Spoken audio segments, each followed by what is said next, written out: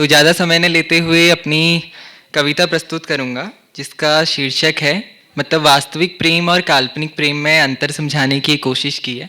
तो सुनिएगा। मैंने उसकी याद में उसको अनेकों खत लिखे। मैंने उसकी याद में उसको अनेकों खत लिखे। वो खत और खतों की तरह साधारण नहीं थे।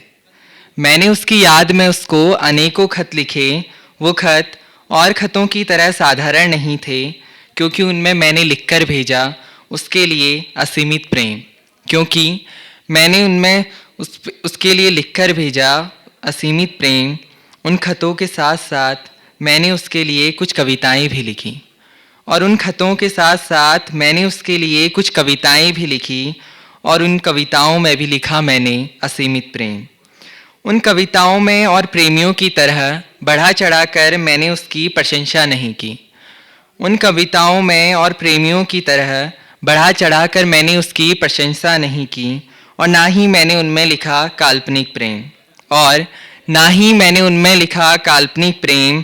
मैंने उन कविताओं में लिखा उसका और मेरा वास्तविक प्रेम, क्योंकि वास्तविक प्रेम काल्पनिक प्रेम से सचमुच बहुत खूबसूरत होता है। और एक छोटी सी कविता और है, उसे स्टार्ट करूँगा। पूरा गांव खाली हो गया, अब कुछ भी नहीं बचा। पूरा गांव खाली हो गया, अब कुछ भी नहीं बचा। वह भी तो अपने गांव के उस घर में बस कुछ साल ही रहा। पूरा गांव खाली हो गया, अब कुछ भी नहीं बचा। वो भी तो अपने गांव के उस घर में बस कुछ साल ही रहा। कहता है कि बहुत लगाव है उसका गांव के उस घर से।